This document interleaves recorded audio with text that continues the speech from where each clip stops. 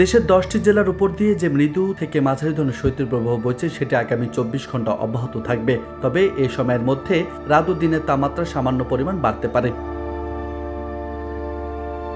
শুক্রবার রাতে বাংলাদেশ আবহাওয়া অধিদপ্তর থেকে প্রকাশিত 72 ঘন্টার পূর্বাভাসে এসব তথ্য জানানো হয়েছে।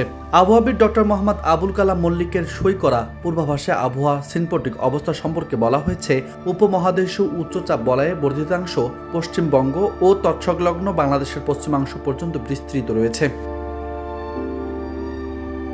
মৌসুমে স্বাভাবিক লঘুচাপ দক্ষিণ বঙ্গোপসাগরে অবস্থান করছে আর এর বর্ধিতাংশ উত্তর বঙ্গোপসাগর পর্যন্ত বিস্তৃত রয়েছে। একই সঙ্গে আগামী 72 ঘন্টায় অস্থায়ী অংশে মেঘলা আকাশ সহ সারা দেশের আবহাওয়া শুষ্ক থাকতে পারে। তবে মধ্যরাত থেকে সকাল পর্যন্ত সারা দেশের কোথাও কোথাও হালকা থেকে মাঝারি ধরনের কুয়াশা পড়তে পারে। আবহাওয়া অফিস বলছে, আগামী 24 ঘন্টা রাজশাহী, পাবনা, নওগাঁ, দিনাজপুর, পঞ্চগড়, যশোর, কুষ্টিয়া, চুয়াডাঙ্গা, মৌলভীবাজার ও গোপালগঞ্জ জেলাসমূহের উপর দিয়ে মৃদু থেকে মাঝারি ধরনের শৈত্যপ্রবাহ বয়ে যাচ্ছে এবং তা কিছু এলাকায় অব্যাহত থাকতে পারে। তবে এই সময়ের মধ্যে সারা দেশের রাত ও দিনের তাপমাত্রা সামান্য বাড়তে পারে।